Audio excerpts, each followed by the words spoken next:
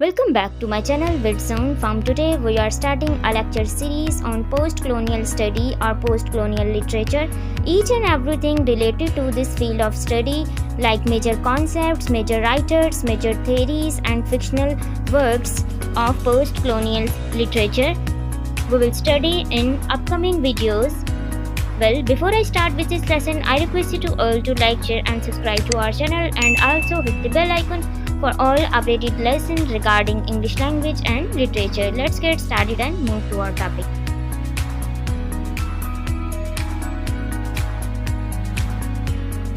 Post-colonialism or post-colonial literature as a field of study, first time United States में introduce करवाया गया था in English department. Post कलोनियलिज़म एक ऐसा सब्जेक्ट है जो कि एक वर्ल्ड वाइड अपनी इम्पोर्टेंट रखता है और ऑल ओवर द वर्ल्ड जो मेजर राइटर्स हैं, थिंकर्स हैं, वो इस फील्ड ऑफ स्टडी के साथ लिंक हैं.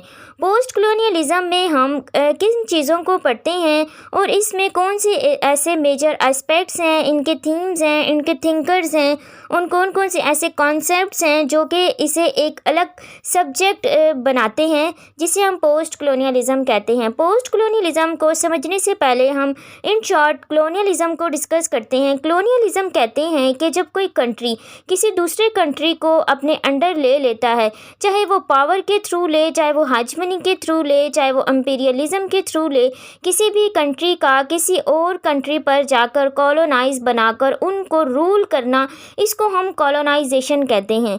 अब पोस्ट कलोनियलिज्म जो है, ये कलोनियलिज्म एक एज अ प्रैक्टिस है जो कि की जाती है किसी भी कंट्री के थ्रू किसी और कंट्री पर. लाइक अगर हम देखें जैसे ब्रिटिश राज था इंडिया पर, इसको हम एक ऐसी एग्जाम्पल मानते हैं जिसके बाद हम कलोनियलिज्म को अच्छे से समझ सकते हैं. जिस तरह ब्रिटिश ने इंडिया को कॉलोनाइज़ किया हुआ था, तो जो इनकी ये प्रैक्टिस थी इसको हम कॉलोनाइजेशन कहते हैं.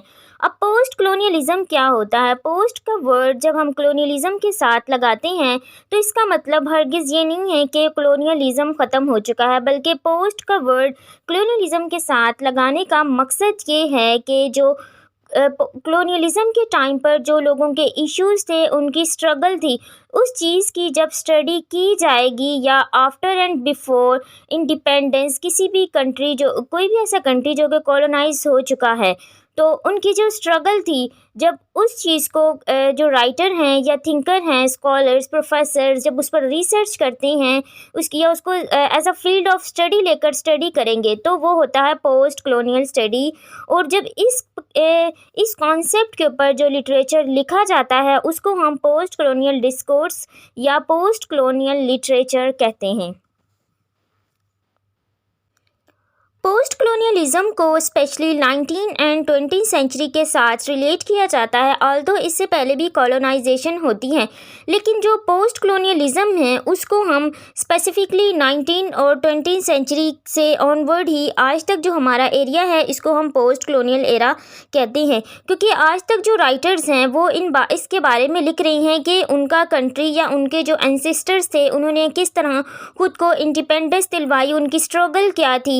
इस चीज़ को जब वो अपने वर्क में प्रेजेंट करते हैं और इनके ऊपर डिफरेंट थ्योरीज बनाते हैं, तो इसको हम पोस्ट कलोनियल स्टडी या post colonial field of study के अंदर डिस्कस करते हैं. रॉबर्ट जे लॉन्ग जो हैं वो पोस्ट कलोनियलिज़म के बारे में एक ऑथेंटिक डेफिनेशन देते हैं कि पोस्ट कलोनियलिज़म एक ऐसा ट्राई कॉन्टिनेंट है जिसके अंदर Asia, Africa and Latin America और इनके जो सराउंडिंग में कंट्रीज़ हैं उनको वेस्टर्न कंट्रीज़ के थ्रू जब कॉलोनाइज किया गया था 19 एंड 20 सेंचुरी में, तो उनके ऊपर जो लिटरेचर लिखा जाता है और जो थेरीज डेवलप की जाती हैं उसको पोस्ट कलोनियल लिटरेचर या पोस्ट कलोनियल स्टडी कहते हैं. पोस्ट कलोनियलिज़म को first time as a field of study Edward Said ने अपनी ओरिएंटलिज्म बुक के थ्रू इंट्रोड्यूस करवाया था, लेकिन जो इसकी ऑथेंटिक डेफिनेशन है जो कि एक्सेप्टेबल है वो रॉबर्ट जे यॉन्ग के थ्रू है, जो आपको स्क्रीन पर नज़र भी आ रही होगी. और इनका कहना है कि 19 और 20 सेंचुरी में जब लोगों को कॉलोनाइज़ किया गया था तो उस टाइम के जो इश्यूज़ थे उनको डिस्कस किया जाता है, चाहे वो इंपीरियलिज़म के थ्रू हों, हेजमनी के थ्रू हों, या लोगों को उनके उनके ऊपर किसी भी रिलीजन के असरात की वजह से, यानी कि जब कॉलोनाइज़र्स होती हैं, जब अपना रिलीजन या अपनी उनकी जो थिंकिंग होती है अपने स्कॉलर्स के थ्रू या अपनी जो उनके वर्कर्स होते हैं उनके थ्रू, जो उनकी मशीनरीज होती हैं उनके थ्रू किसी और कंट्री को अपने अंडर लेते हैं, तो कॉलोनाइजेशन के बारे में जो कोई राइटर, जो कोई स्कॉलर डिस्कस करेगा उसको आप पोस्ट कॉलोनियल स्टडी के अंदर इंक्लूड कर सकते हैं। अब इसके कुछ मेजर थीम्स डिस्कस करते हैं कि पोस्ट कॉलोनियलिज्म में हम कौन कौन से ऐसे मेजर थीम्स हैं जिनको हम डिस्कस कर सकते हैं और जिनसे हम ये कंक्लूजन निकाल सकते हैं कि ये वर्क पोस्ट कॉलोनियलिज्म में आते हैं। सबसे पहले जो इनके अंदर हमें थीम्स देखने को मिलते हैं, एग्ज़ाइल का थीम एंड माइग्रेशन के जो वर्क आपको इस चीज़ के बारे में बताए कि एक इंसान को जिसे उसके कंट्री से, नेटिव से एग्ज़ाइल कर दिया गया है। इसके बाद स्ट्रगल के बारे में दिखाया जाए, स्ट्रगल्स फॉर इंडिपेंडेंस हो, कन्फ्यूजन ऑफ आइडेंटिटी यानी कि नेशनल आइडेंटिटी के बारे में दिखाया जाता है, नेशनहुड एंड नेशनलिज्म। इसके अलावा कॉलोनियल डिस्कोर्स होता है, मेटा नैरेटिव यानी कि जब आप अपने कोर्स में या अपने डिस्कोर्स के अंदर ऐसा सब्जेक्ट, ऐसा थीम इंक्लूड करें जो आपको आपके कंट्री, नेटिव लोगों की या किसी और ऐसा कंट्री जिसको कॉलोनाइज़ किया हुआ है या कॉलोनाइज़ वो कंट्री हो चुका था, उन थीम्स को लेकर जब कोई वर्क प्रेजेंट किया जाएगा वो पोस्ट कॉलोनियलिज्म होता है। अगर आप पोस्ट कॉलोनियलिज्म को इन डिटेल किसी राइटर के थ्रू स्टडी करना चाहते हैं तो इसके लिए मेजर जो बुक्स हैं, फर्स्ट ऑफ ऑल जो है post colonialism book by Robert J C. Young, colonialism / post colonialism book by Ania Loomba, and next जो है post colonial study book by Leela Gandhi. इसके अलावा और भी मेजर ऐसे वर्क्स हैं जो कि post colonialism, discourse on colonialism by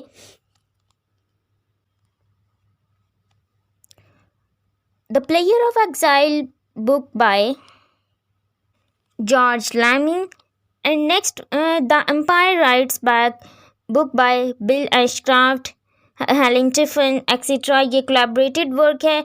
the coloniser and the colonise book by Albert Memmi, इन्हीं की एक और बुक है the pillar of salt book by Albert Memmi. ये मेजर इम्पॉर्टेंट बुक्स हैं जो कि post colonial field of study के लिए रिकमेंडेड हैं। पोस्ट कॉलोनियलिज्म में जो मेजर थिंकर्स हैं जो कि मोस्ट इम्पॉर्टेंट हैं, एडवर्ड सईद हैं, फ्रेंच फैनन हैं, गायत्री चक्रवर्ती हैं, लीला गांधी हैं, हेलेन टिफिन हैं। ये जो major writers and Chinua Achebe हैं, ये मेजर थिंकर्स हैं और पोस्ट कॉलोनियलिज्म के मेजर राइटर्स हैं। इनमें जो मोस्ट इम्पोर्टेंट हैं Edward Said, Homi K Bhabha and Gayatri Chakravorty, ये मोस्ट एंड फ्रेंच फैनन, ये most important post colonial field of study के थिंकर्स हैं। इन्होंने ऐसे कॉन्सेप्ट दिए हैं जिन्होंने पोस्ट कॉलोनियलिज्म को as a field of study introduce करवाया। In short, post colonial study और पोस्ट कॉलोनियल लिटरेचर वो लिटरेचर होगा जो किसी ऐसे राइटर या थिंकर के थ्रू लिखा गया हो जो पहले से कॉलोनाइज हो चुके हों या वो किसी और अपनी नेटिव कंट्री को छोड़कर किसी और कंट्री में जाकर रह रहे हों और वहाँ की वो एक्सपीरियंस अपने वर्क में प्रेजेंट करते हैं।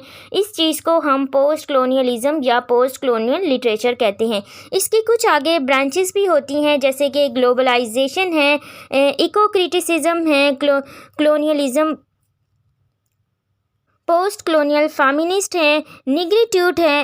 ये मेजर ब्रांचेस हैं जिनको आगे फर्दर हम थेरीज़ और के साथ डिस्कस करेंगे कि पोस्ट कॉलोनियलिज्म में कौन कौन सी ऐसी मेजर थेरीज़ और इनकी जो मेजर ब्रांचेस हैं उनको सेपरेटली डिस्कस करेंगे। इस लेसन में हमने इन शॉर्ट पोस्ट कॉलोनियलिज्म के बारे में डिस्कस किया कि व्हाट इज़ पोस्ट कॉलोनियलिज्म, इसके मेजर राइटर्स कौन से हैं और को ऐसा वर्क जिसमें आपको इंडिपेंडेंस स्ट्रगल, आइडेंटिटी क्राइसिस के बारे में ये बड़े बड़े मेजर थीम्स डिस्कस करने को मिलें, तो वो वर्क आप पोस्ट कॉलोनियल स्टडी के अंदर इंक्लूड कर सकते हैं। और इसका हरगिज़ मतलब ये नहीं है कि जो पोस्ट कॉलोनियल स्टडी में जो वर्क लिखा जाएगा या कोई जो राइटर्स होंगे वो अपनी आफ्टर इंडिपेंडेंस ही लिखेंगे।